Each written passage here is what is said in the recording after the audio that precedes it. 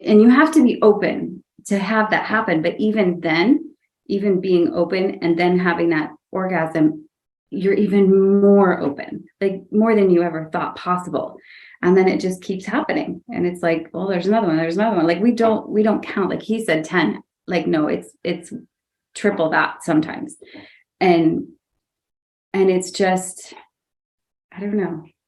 I love the way that you say gourmet, because it does. It feels like you're just feeding all of your cells, all of your organs, your skin, your hair. Like I just feel so fed and nourished and loved and taken care of and settled.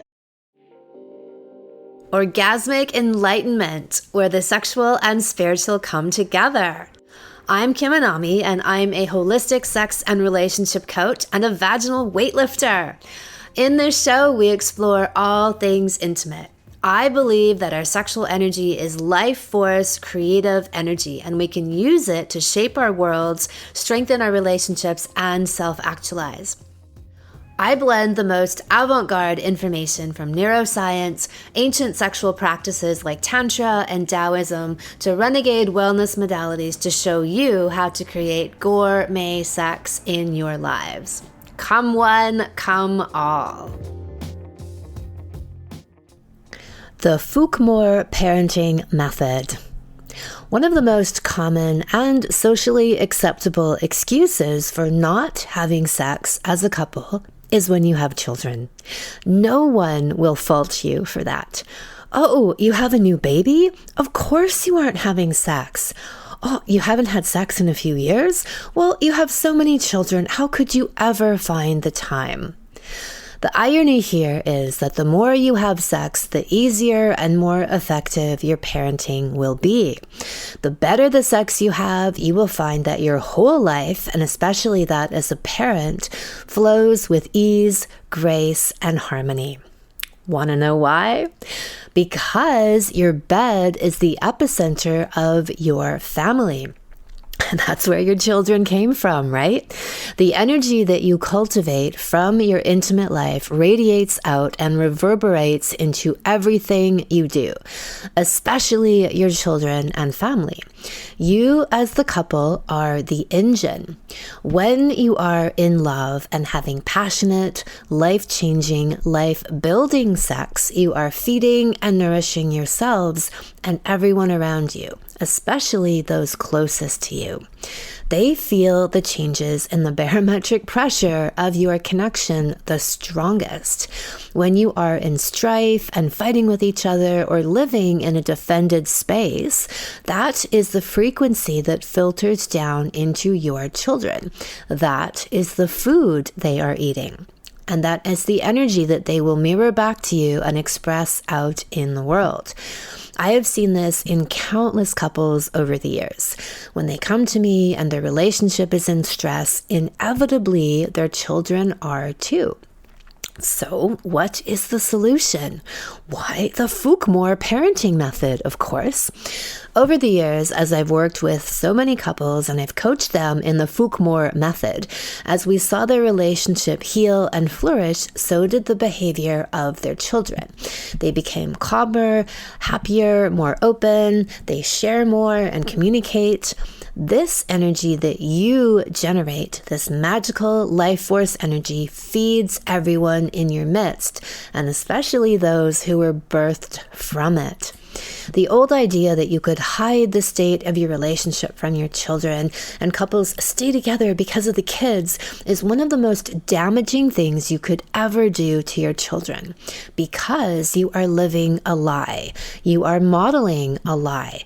And that will be the biggest lesson they learn from you, that they too should have a relationship based on lies, and that true love and intimacy just isn't for them, right? Isn't that what you've been teaching them for the last however many years?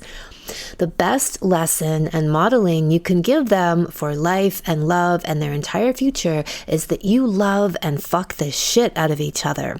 And that becomes the strength that supports and nurtures everything and everyone around you.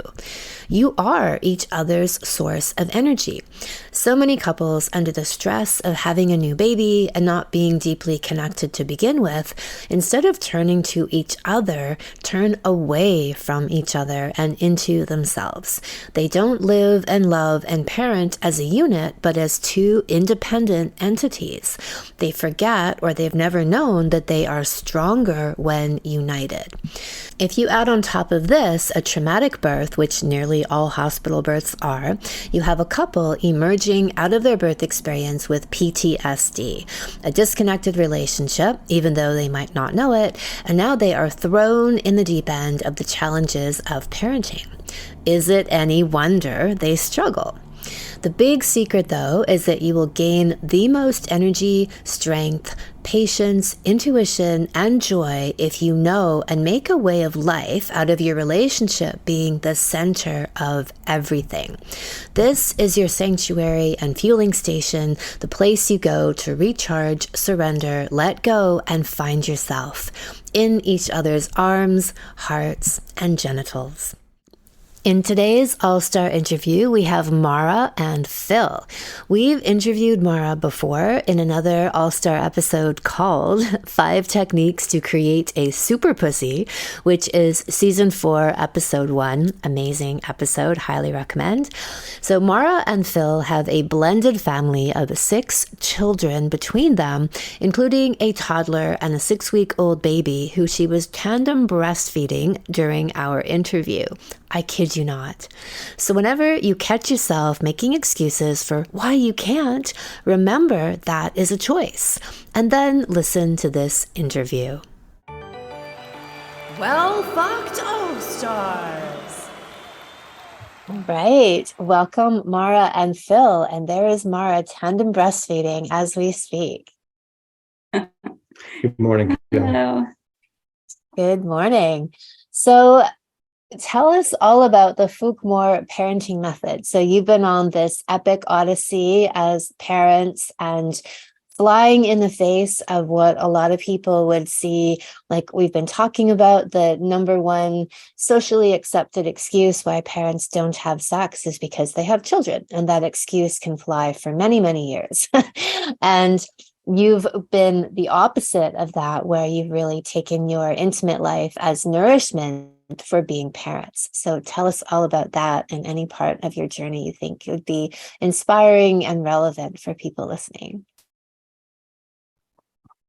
Do You start? I don't care. I can start. Okay. Yeah. So we took a few of your courses individually, and then your coming together course. Let's see, it was about 2 years ago, and then we took one last year, and we had our first baby, Elvis, and he's almost 2 now. And then we just had Hercules here about 5-6 weeks ago.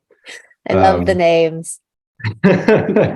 Yeah. So I would say, yeah, sex really has played a key part in being parents and being able to raise these boys, especially being as close as they are. So I'm an engineer. I have an engineering background, computer engineering, and I've always grown up, organized, got to have systems in place. And Mara and I met a few years back and started to change my perspective on that a lot and tap into more of an intuition and flow. And I would say that's really what has been just essential to being able to, adapt as needed and raise these boys. Is there's just no way you can get organization when you've got, these young kids with their needs and waking up at different times and keying off each other. It's like when one of them has needs fed, the other one needs fed, and it's just, and then you're dealing with being tired and all of that. So that ability to flow and just kind of adapt and be light and follow your intuition in those types of situations has just been such a, I can't imagine the old me being able to handle this. So I think your course has really opened the door to that. And then Mara and I have continued to, in our own personal development, go toward that intuitive approach. And that's just been a really powerful combo, speaking for me, being able to, I still have that engineer mindset, organization, but also being able to tap into my own intuition a lot better. Right. I like that. And I think when you say, organization, most people would see as really positive. I'm wondering if you mean that idea of being in control, right? Where like there's a need to try to control things that you have to let go of. And then, but organization is always a great thing, but control would be the thing that would be hard to surrender. Yeah, that's a good way to put it, is, trying to be organized. We try to get up at a certain time each day. We try to get breakfast ready for everybody. We try to do dinner together as a family. We've got 6 kids in the family now. With the 2 little ones, there's about a 10-year gap between 4 older ones and these 2. So, that's kind of organization is essential. Yeah. But but there are things that come up, like we were just talking about, lack of sleep. It's like you just make it work, So I think that's more what he's speaking to, is this, like, it's a choice, do you want to enjoy your life? Do you want to show up for your partner? Do you want to feel good in your body? Like, all of these things are choices. And so, we make the choice to not make excuses and to not fall into those traps of, it's so easy to do. And it's so, like you said, accepted by society. And it's like when things, go on. Sorry. When things, it's like you have these best laid plans, and when something does not go to plan, it's almost like there's this decision point where you can really let it get to you, or you can embrace it. Yeah, you can embrace that. Okay, the wheels have fallen off here. We're just gonna go with this and see what happens. And I think, that's something I've really learned from Mara, is, and she's modeled that. And I think these 2 younger ones really benefit from that. Is, sometimes we bend, but we don't break. And I think when you say the wheels fall off, like, we're never in that sort of a situation. This is new for you, like stepping into this whole chaos. We call it organized chaos, by the way, because it is, like, it's organized, but it is chaotic just because there's so many bodies. But there's so many unexpected things that come up. We have teenagers who have issues. We've got so many schedules to work around. We've got middle school, elementary school, and then baby and toddler. And so there's so many unexpected things that come up. So just going with the flow and being happy throughout that, I think, is something that has transferred over from, that work that we've done. And like, okay, like, let's see where this is going to take us. And let's see, like, we're confident in our ability to handle anything in any situation, no matter how much sleep we've had, no matter what the situation is. It's like, we got this, and we know what we want as a result. We want a happy family. We want a cohesive family. We want the kids to get along. We want them to know we love them. We want them to feel supported. We want to support each other in our goals and dreams. And so it's a daily choice over and over and over again. We have to keep choosing to not make excuses, to show up, Yeah. I love that. And I think that's such a key, because that choice not to feel like a victim or feel sorry for ourselves or feel like, oh, why me? Or, oh, what a pain in the ass. Oh, why is this happening? But rather, like you say, go with the flow, know that you've got this, and choose to handle it gracefully and positively. Yeah. So let's talk about how did you get there? How did you get to this place of having like this cultivating this energy and faith in your own ability to have these things and manage these things. And I think, Mara, I'd love to hear, I know you've shared about this in another podcast episode, but I'd love to hear a bit about your journey initially, even through having your first baby, and how your sexual practices informed that as a starting place, and then to go on from there and share, what's happened since then and where you guys are at now. My very first baby, or my first baby after doing all the recent baby, that, like, I'd say Elvis, then, like, your experience. Yeah. So I actually I had found you in the summer of, it was 21. Was it 21? Yeah, so it's when he was born. So I was pregnant with him, and I had emailed your staff. I was like, which course do I take? I know this well-fucked woman is coming up. I'm very interested in it, but I'm also pregnant. Should I take the what is mama? Vaginal or sexy mama? Sexy mama, yeah. And she's like, why don't you just take this one, because it's right now? And I was like, okay. So I started. It was like the next week, and I actually ended up having him like 5 weeks early. And so I was in the middle of the course during Well-Fucked Woman.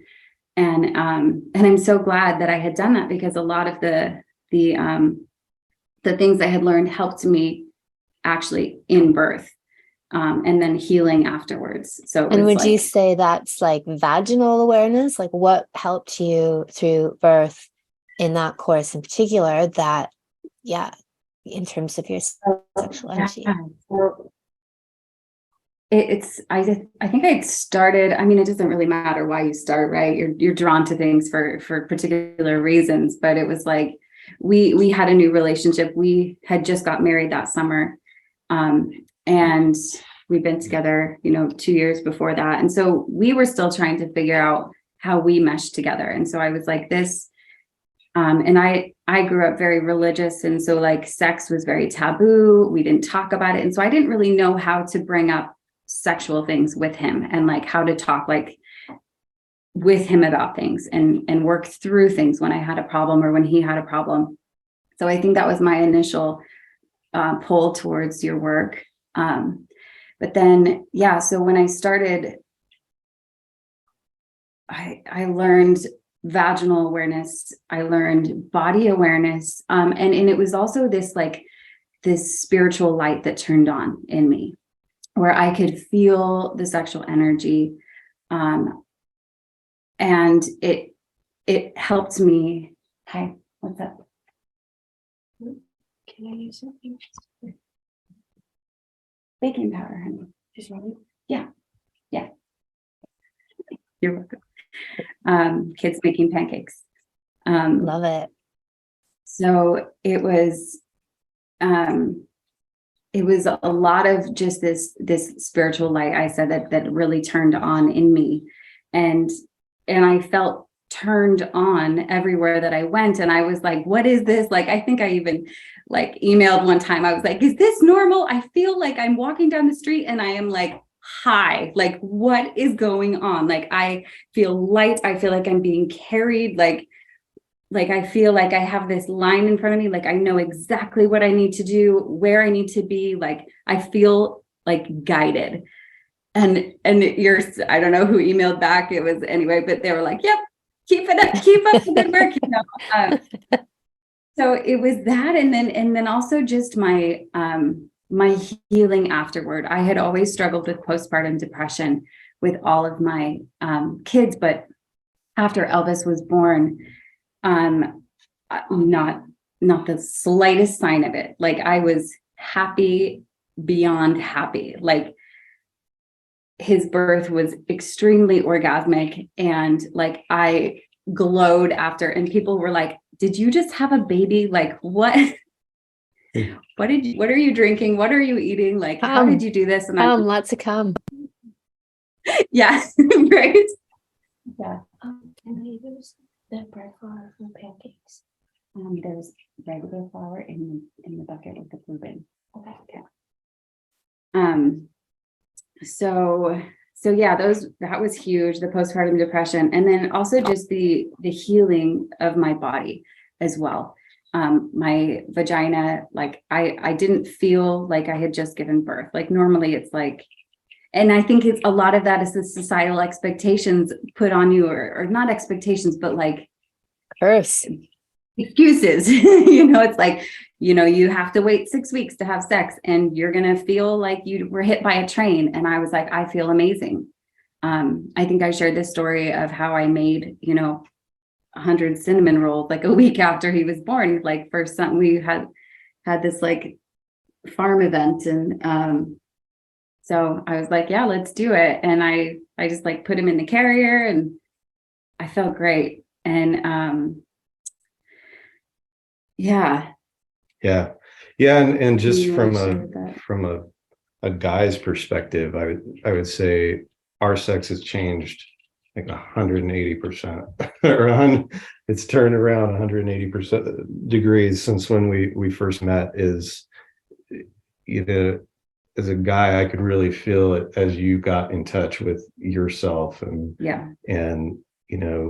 talking about orgasms. We would have sex and it was good, but there wasn't that just absolute connection and flow to it, because I wasn't good about talking about it and being open, and right, like it wasn't something that came up that we really talked about. And so it's just been, when we started your course, I thought, okay, well, maybe things will get a little better. We'll learn a thing or two here and there. But it really has been a whole transformation that really kicked off with taking the course. But then it's how it changes you.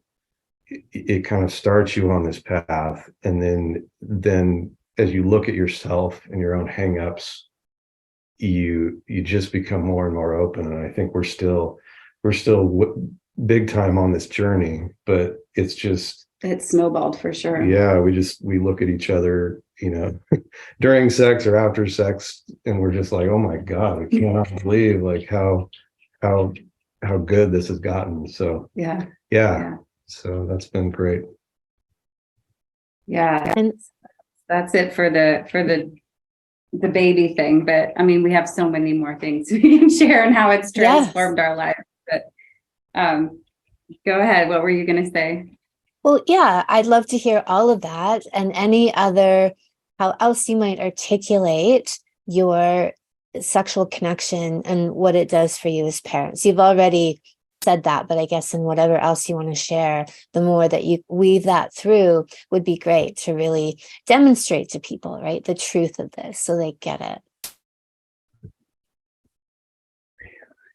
Yeah, you have anything that jumps out at you that you want to speak to? Yes. So something that's kind of recently shifted, I think, for us is we've been much more well, it's not recently, it's just been recently, I think, fully like locked in place is our authenticity individually. So it's something that we've been slowly kind of taking steps toward, but just this last week we were like, we don't feel like we have to do anything for anyone, be anything for anyone, say the right thing it's like we're just ourselves. And I've noticed a huge impact on the kids, and especially the teenagers in that sense. So I have my 14-year-old daughter who is starting to date, and she's like 15 now, sorry. Whoops. And she picked a couple of like just bleh boys, and she would be like, Mom, he thinks like, he told his friends he thinks I'm fat or whatever. And so that's why he dumped me. And she was just like, what's wrong with him? Like, like normally a teenager would she'd be in a puddle of tears, right? But she was just like, what's his problem? Like, I have a big booty, but like, I like my booty. And I was like, yeah, you do. Like, and so I don't know, like, I don't want to take credit for that because she was born how she was born, but like, I know there's a huge impact when parents are the way that they are, it transforms energetically to the kids. Behavior has been a huge shift. When we first got together, he was like, what is the deal with your kids? Like, they were, no, not really. I love you. But he was like, we need to shape this ship up, right? And it's like we've made a few, like, I don't know, organizational changes in how they do chores and things like that. But the more peaceful that we get with each other and with ourselves, the better our household runs. It's smoother. The kids are all downstairs. Like, she needed help finding flour and baking soda, but I mean, they're all just kind of doing their own thing, and they're happy and they get along. We have fights every once in a while still, but they don't last long.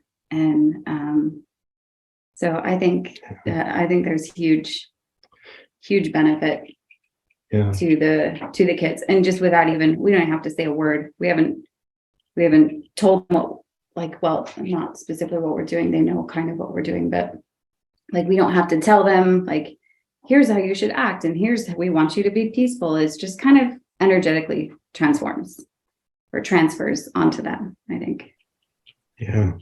And I'll say, like, for our two younger boys, I feel like what this has allowed for us is to really tap into our intuition. And so, the world lays out this plan and path for kids to follow, and for us to follow as adults in raising them. But I think we've really taken this approach of, okay, what feels right to us, and I think it's given us that freedom, looking at education and medical decisions, and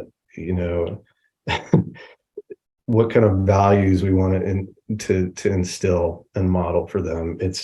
It's really been this, it's like it's cleared the path so that we can really look within authentically and say, okay, what works for us, and to be able to trust that enough to pass that along to these guys that are the most special thing to us. We want the best for them. I love that. And this reinforces what I say to people, is that the couple and their intimate connection really is the fuel for the family. You are the engine for the family. And when your connection is running smoothly and you are using each other as an energy source, that then ripples out into all of your lives, but especially your family and your children. They are who feel it the most strongly. And when there's actual chaos and strife within the couple and their relationship, sexually speaking, emotionally speaking, then that reverberates out into the children, and they become chaotic and stressed and acting out and belligerent. And when the couple is in harmony, that same harmony then flows out to the rest of the family. And so whether the couple understands this or not, and I would assert that most do not, most people have no idea how that's connected, is that it's absolutely fundamentally inextricably connected. And parents really don't get the gravity of that, right? How important their relationship is, holding the bar as the barometer, as the stage setter for the entire family. And so the irony is that when parents think they don't have time to have sex and it's too busy and whatever, they're actually creating more damage and chaos in their family life than when they prioritize their sex life, and that becomes the source for everything. I could not agree with that more. Yeah. Oh my gosh. Yeah. It's like the minute we start to get separated, or, even in a small way, where there's absolutely no hiding that, you think you can, go through the day or put a fake smile on and nobody will tell. And that is absolutely not the case. And so, yeah, I think that's really something we've realized in the last, I'd say 6 months even, is just, how much, if we get disconnected, if we're not on the same wavelength, you can immediately tell in the older kids, and you can you can tell in the little kids. They attack. It's like they feed off of it. They're like, ooh, mom and dad are out of sync. We can get what we want here. Yeah.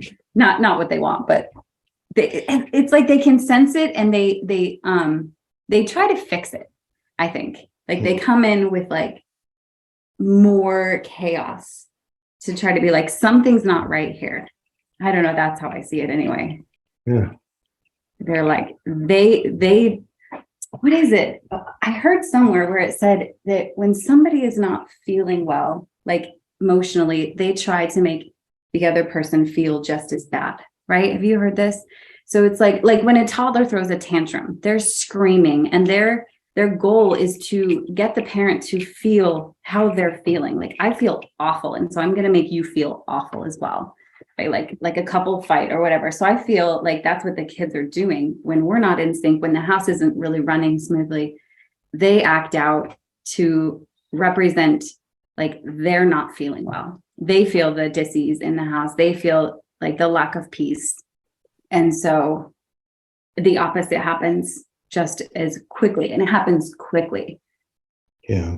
Like we have a sex date, and it's like, like the morning is just like, where before it was like, we didn't get any sleep. What are we going to do today? Blah, blah, blah, blah. We have so much to do. And then it's like, we have sex, and it's like, everything's okay. Like, we're all going to be good. Let's go make breakfast, and the kids are good, and everything's good. And we accomplish everything and more that we need to in that day. And yeah, I don't know, just, it works. Yeah. I think it's easy to think about your relationship, or parenting as like these physical things that happen. Well, did we get enough sleep? Or did we get the kids to their appointment on time, or to their activity? Are they getting good grades? Are they? Yeah, but there's this emotional need to be attached, and that is just, it's so easy to overlook. Yeah. But it is so critical to everything else flowing. And that awareness has really come to the forefront here lately. And I think it's especially important because we are like a blended family. Like, I had 4 children, and then Phil and I met. And so he is, learning to make those connections with the older kids. And I would say we would not be successful. I would go so far as to say that we would not be successful if we did not have this work in our lives. The communication dates, the sex dates, the clearing the glass, all of that, like just the energy of being connected. And they say, like, what is it, like 75% of second marriages end in divorce. And it's like, why is that? Like, why does that happen? Because you carry your same issues in, from your last relationships. And so it was like I said, it's choice after choice after choice. Like, we don't want that. We want to have a successful home life and family life. And so we choose it over and over again. Yeah. That clearing the glass. So we did the clearing the glass dates twice a week. For a while. Yeah, for a while to get us started. And those were really hard. Now we do them once a week still. Yeah. We'll go out on a date and do that. But it was really hard to be open. It is incredibly hard to say the things that are really deep down that you think you can cover over or just not bring up. And that was a lot of tough work, and Mara had to pry some things out of me sometimes. And I think now we've gotten through that initial phase where it's like, okay, here's this thing that I've been sitting on for weeks or months or years, and finally being able to vocalize that. There's been a few things that we've said that have been really hard, that it's like, oh my God, is this going to end the relationship by saying this? And we've found that it really, I think, has enhanced it. It might be you're thinking to yourself for a day or two, but then you come around and you're that much closer. And so now we're at the point where I think we can both, we don't have them twice a week now. We still have them when we go out on a weekly date, but we're able to just get those things out much faster, and it's become much easier. So. Yeah. So when you're talking, because in Anami languaging, we talk about the clearing of the glass, like this clear glass, transparent pane that's between the two people, P-A-N-E, and sometimes P-A-I-N, that we like to, we need to clear so that there's no residual stuff that we're holding on to, right? Stuff that weighs us down or that could have an impact on the relationship energetically, even if we try to rationalize this could be too disruptive to discuss and maybe damaging to put out there. And so, but you're confirming in your experience that by doing so, it might be scary and jumping off of a cliff, but ultimately becomes better. It's cleansing and brings you even closer. Yeah, absolutely. It is. It's like you close your eyes and jump off the cliff and hope that you make a landing. But it's absolutely necessary Yeah. for the type of relationship that we have. Yeah. Yeah. Yeah. And the kids too, interestingly enough, my daughter is, well, our daughter, she's opening up like a lot.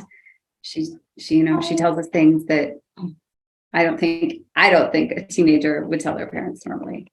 She'd be like, oh, so-and-so thought I was crazy for telling you this, or, it's really cool. It's really cool to have that model with our relationship that hopefully will vibrate out. And it's like, we share who we are, we show up as we are, and then everybody has the permission to be themselves, and it's okay. Yeah. That's so beautiful. And I think that's so accurate. And, I think the generation I grew up in, or at least maybe the family dynamic and social examples were more about like hiding those things, oh, we can't share that with the children. We can't let the children see that, versus where I've come to and what I show in my work and teach in my work, and what you're talking about, this idea of being fully open and authentic and honest, both in your own relationship and then in your relationship with your children.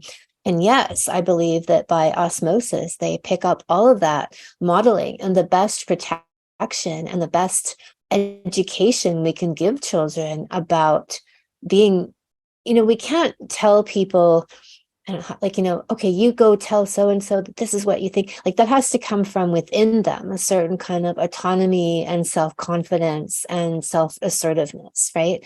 And if we're modeling that, and that's the energy of the household, that's who they will take out into the world, especially in vulnerable times like their teenage years, where there can be such a potential threat to their own self-development, right? Where they can get captured into these different personas and psyops, and I would say traps, that really can hinder their self-realization, but that you can be and are meant to be that true guidance for them. But we do it through being ourselves, not by telling so much, but just by being and showing. Yeah, what a freeing thing that is too. Like, you don't have to worry if, oh, do they like me for me? Because like either you like me or you don't, but I'm going to be me. And the kids too, they're finding that with, our 10-year-old is one time he was like, these kids don't like me. And it was on his way to school one time, and he was worried, and, they think I'm weird. And he's like, but you know what, Mom, I think I just have to be myself. Because he just said basically what you just said, all from within. He's like, I am weird, and I have to be that way. I'm like, great. He's like, you know what? There is one kid who likes me for my weirdness. I was like, great. That's all you need is one friend, and yeah, it's beautiful to see. We need more people who show up with their weird selves, and this is who I am, take it or leave it, one thing I do want to add, okay, so so in shifting from one marriage to another, it was like, I came in with all these grudges. It was like, oh, I'll never accept this treatment again. I'll never, I don't know. I can't think of any specifics right now, but for a while I was really nitpicky at him. I'd be like, no, like, you can't do that. No, I won't accept that. No, like, I'm too good for that, whatever. And then once we started doing this glass clearing, it was like, oh, I wasn't looking at myself. I wasn't looking at like the responsibility that I had to keep this relationship harmonious as well. And so a lot of that faded. I softened a lot. And not to say like, oh, I'm this horrible person that was causing all the issues, but it's so relaxing and freeing to take full responsibility for everything and to share everything, like to just be totally open and honest. But before I don't think in that defensive mode, I wasn't able to be in a relationship, which is why my marriage failed. And it was why like maybe this one would have too, but because I wasn't myself, I was defensive and I wasn't sharing who I truly was. And we did not have a great sexual connection. It was like, it was fine. It was sex, but it wasn't gourmet sex, as you say. And like, I mean, now it's like you would say in your, like, oh, my lover can like touch my arm and I was like, no way, like that's BS, right? But now I'm like, yeah, that, like that can totally happen. I was like, the other day, I was like, I had 2 orgasms before you even entered me. It was like, whoa, like how is this happening? Right. And it's just, I don't even like, it's practice and it's honesty, it's openness and it's vulnerability. And yeah. We have this deep spiritual connection. It's so much farther beyond physical. And before, like, sex was just physical. Yeah. It was like, did that feel good to you? Yeah. Did that feel good to you? Yeah. Cool. Like, successful, It's like, no, it's not for that really anymore. I mean, there's still that element to it, but it's way, way, way, way, way bigger. Yeah. So tell me more about that evolution when you talk about being able to have orgasms even without touch or without penetration. Like, how has through this deepening of your connection, and like you say, you have now cultivated this radical honesty, openness with each other, this like deeper spiritual, emotional closeness. How has that changed your sex life? And are there any examples you'd be willing to share? Well, yeah, I mean, we would have sex before and she wouldn't orgasm. So we would use we'd have to use toys and stuff to make that happen. Like a vibrator or something. Yeah. And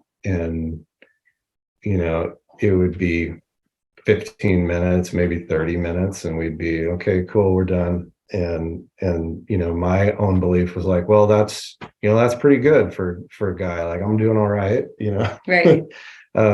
and there's not much I can do to improve that. Like, I'm just as good as I am. And through your teachings, I was able to figure out, no, there's a lot more that I can do as a guy. And then I started to see her opening up and being in touch with yourself, and you can feel that in sex. And so you started having orgasms, and it was one at first, every once in a while, and then and now it's 10 or more, if we go for a while, it's and our sessions can go, we still have short ones and we can go an hour or two if we wanted to. So it's just, We're like, if we have time to. yeah. Like there's no excuse, parents. Like we have quickies that are incredibly powerful. Like I think that one time Elvis came in, we had just got back from Hawaii. So it was like this one time, like toddlers walking in, it was just like, okay, we had to be done. But it was, how long was that? 15, 20 minutes. 15. And it was like incredible. And like that fueled me for like a week. Like just like, Yeah, and we got started this morning and she was breastfeeding Hercules.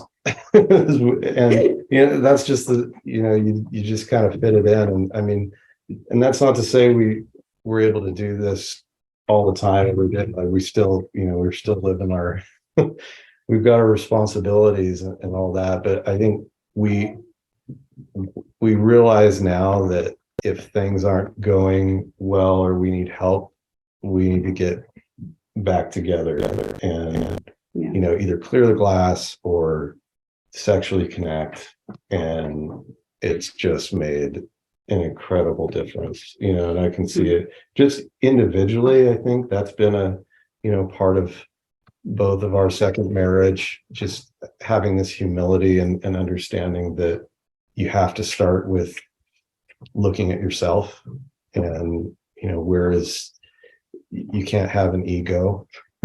And I think we've become aware of that, where our egos have gotten in the way, but we've both been willing to look at ourselves and kind of feel our way through this. And I mean, the courses were opening to that. Certainly we've done our own journey and had other learnings, but just that intuition started with this and kind of that embrace of sex and being much more open. I love hearing your perspective on that. And so tell me about your orgasmic evolution as well, because when you said like before you were having clitoral orgasms and sometimes only after using a vibrator, and then you had your first cervical orgasm. Was it when you would after just giving birth? Like tell me again the story about that and how that's evolved. It was on my birthday. He was like 6 weeks old. Elvis was. Now he's almost 2. But it was like, and we'd been having sex for weeks at that point. Like we didn't wait until 6 weeks. Like I think we waited days after giving birth. Not to say that's for everybody. I don't want to like claim to be a doctor here, but like we were fine. We were good to go. Like I was good to go. And so he was 6 weeks old and it was my birthday. And I think it was like, we were still kind of working through like a lot of big bumps. And it was like, I was still really insecure. I had a hard time letting go, releasing. And then it was like, we'd started and stopped and started and stopped. And then it was like, all of a sudden I just like started shaking. And then I don't think you'd seen that before. No. Yeah, I'd never seen that. So like we stopped and he was like, "Are you okay?" And by that point I'm sobbing and just sobbing and sobbing. So for a while I was like, I think I just had a cervical orgasm. Like, okay, this is what she said the symptoms were, and so for the first while I would sob and sometimes for like 30 minutes afterwards, like he would just hold me and I would just ugly cry, and I guess I had a lot of things to release, and now every once in a while I'll have like some emotion that comes up that wants to come through, and it's just like like tears welling up, but now it's just this full, it's different. It's like a full body, like deep breath.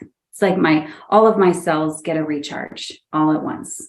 And you're just like, you know, and it even, and you have to be open to have that happen. But even then, even being open and then having that orgasm, you're even more open, like more than you ever thought possible. And then it just keeps happening. And it's like, well, there's another one. Like we don't count. Like he said 10, like, no, it's triple that sometimes. And it's just, I don't know. I love the way that you say gourmet, because it does. It feels like you're just feeding all of your cells, all of your organs, your skin, your hair. Like I just feel so fed and nourished and loved and taken care of and settled. And another thing I will say, like on this evolution, is that I've really embraced being a mother, like more than I ever did before. There's a lot of pressure for moms to be a mom and also do a thing in the world, like have a career, and which is fine, which is great. It's wonderful, but the pressure is there. So it's like, okay, but you're a mom, but what else are you? You know, like you can't just be a mom. And so I always kind of had that in the back of my mind, like, okay, you know, once the kids, you know, get a certain age, like I need to ramp up my career again. And recently, like since having these last two, I've really settled into it, and I'm enjoying it so incredibly much, and like sort of by accident have created this side business, like just out of passion and love and just like excitement in life. Like it's kind of being birthed out of me naturally, but it's not, and it's not like I feel like I have to have a job. It's anyway. So I love that. I love that piece of really just being able to love being a mom, and how much I see that affects the kids, and how much love and support that they feel by that shift that's happened within me. Yeah, I mean, just from the guy's perspective, is I think that took incredible bravery on your part with like the first time you felt that and started crying and actually opened up truly. I could tell. Orgasm. Yeah. Yeah. I could tell. It was scary. Yeah. And it's scary. And I told you that. I was like, I'm scared. I'm so scared to open up to you because I don't want to be hurt. Yeah. But your response was like even more like, I'm here for you. Yeah. Like, I will not let that happen to you. Yeah.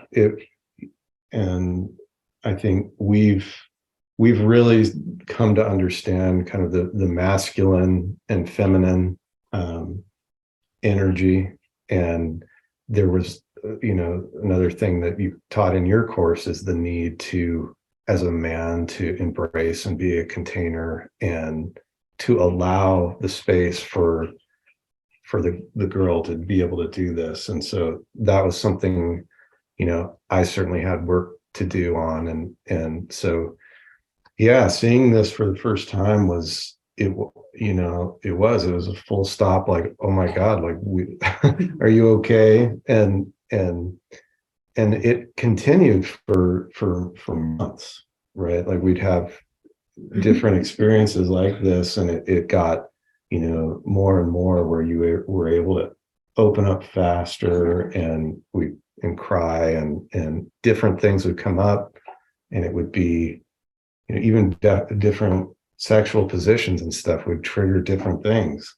And so, whenever we'd hit that, you got to where you could communicate it and we could talk it through. And so, yeah, it takes a lot of bravery on the woman's side. And then also, yeah, as a man, being able to hold that is important. So, I want to comment. It sounds like all depressing and sad. Like after that first orgasm, it was my birthday, right?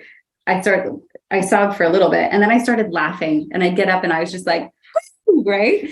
And I was like, I am starving. So like we went and had this like huge breakfast at this our favorite coffee shop, and I ordered 2 entrees. Like I ate, and I was so filled with energy. So it was like it's not all like okay, we're just processing through bad scare. It was like I cried, I shook, I was excited. It was like this huge roller coaster. And so it's like even though you're releasing emotion, it still fuels you and makes you feel really, really good. It's like a cleansing. Yeah. Yeah. Yeah. So beautiful. Is there anything else that you'd like to share to round out this whole picture for people?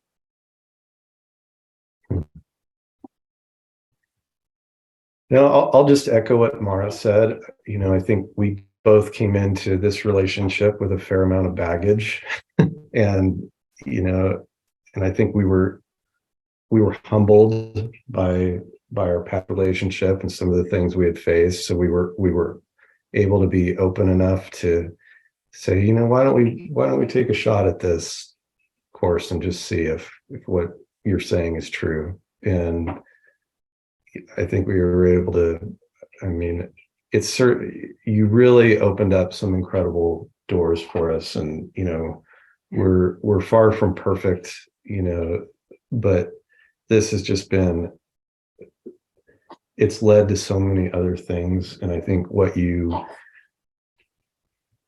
how you express yourself in sex and your openness, that really does flow out into life. Like I've seen it with my job, some of the opportunities that have come in for us, and we've talked about that. Like, wow, maybe this is because we had such good sex last night. Like all of a sudden, like things come at us and we're like, wow, I didn't even see that coming. And so it's been Is there great. any example you'd be willing to share on that topic? This one too new. Do you want to share it? Which You one? don't have to reveal anything too personal, but in a general way. The one that just happened this week. Oh, yeah. So I've been working on a startup idea and just haven't quite been able to bring it all together. And and we went on a vacation and with the 2 little ones and had just some really good sex. And then we came back and literally the opportunity that I've been trying to get after for 2 years was sitting there in my email. And so it was just, I went down, told Mara about it, and that was the first thing that we said as well. It must have been just that crazy sex that we had. And which was a quickie. Yeah. And you just, still. yeah. And it just leaves you wondering like how the universe creates this. I don't know how else to explain it. Well, the universe and you, right? Your sexual energy, your genitals, the literal life force energy of the universe that we tap into every time we have gourmet sex, every time we have a profound sexual encounter. And that when we're really close and connected, even the shorter encounters can be very high quality because we're not dipping down into that level of separation or iciness, right? We're always hovering at that simmer. And so it's easy to just leap into these quantum places. And then, the universe brings back to us. We magnetize these things because we're inhabiting, we're literally, we've put ourselves in that life force flow. Yeah. Yeah, that was pretty cool. It's like, you're not going to believe this. Yeah. Amazing. Anything else that you'd like to share like that?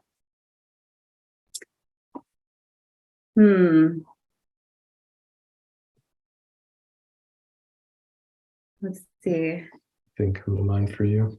For me personally, I have all sorts of things that I've been able to create through this, things that really inspire me and haven't come to full fruition yet, but like they're there and they're gathering strength and momentum and Yeah, it's like you can feel this different energy or vibration level, whatever you want to call it. But it's like, before things would come up and you'd feel like, okay, life just knocked me down and it's going to take a long time to recover from this or whatever. And now it's just this different feeling. Like it's like there's opportunities everywhere and it's just whatever you want to latch onto. we don't get knocked down anymore. Every day we build. Yeah. Every day we move forward. And sometimes we pause and kind of settle for a minute, but it's almost like we have to like accept the greatness and magnitude of what's coming to us. And then it's like, okay, I deserve this. I created this. I called this in. I deserve this. I want more. And like we take another step forward and yeah, like we're creating that life that we want. And it's easy. It's easy, Kim. Like it's just like, oh, okay, here it is. Here's another thing. Okay, cool. Like and we're happy like all the time. Yeah. We wake up after having 2 hours of sleep and it's like, how do you feel? Great. Like we're good. Yeah. Yeah, it's like we feel deserving and Yeah. feel like these things can come to us and we can call them in. And before it was like we had to struggle or fight for every single thing that we got. And it's just a totally different feel now. I want to add, like, as a mom, as a parent, like, we're not perfect. Like we have a lot on our plates, and to be able to accomplish all of this with all of our responsibilities, like could seem to somebody like, well, they're just special. They're just unicorns, right? Like most people can't do stuff like that. Like we were most people. Like I don't know, we're nothing special. Like we've done this just day at a time, choice at a time, moments at a time. And like, I just want like people to know how possible it is, if you want it. Like you just have to decide that you want to be happy and that you want a good relationship and that you want your home to be peaceful, and choose it over and over again. And like it's incredibly possible. It's so possible. And it happens really quickly, really, really quickly once you get yourself like in line with that. And yeah. Yeah, and it's like it happens quickly, but it's not suddenly. It's like these steps that you take every day, like having those communication or glass clearing dates that Yeah, well, like I don't want like our little teeny tiny choices, it's not like, oh, like we had this massive opportunity, or like, no, we had this massive sex weekend and that changed our entire lives. It's all these little tiny steps that we fit into our very busy lives. And so like if we can do it.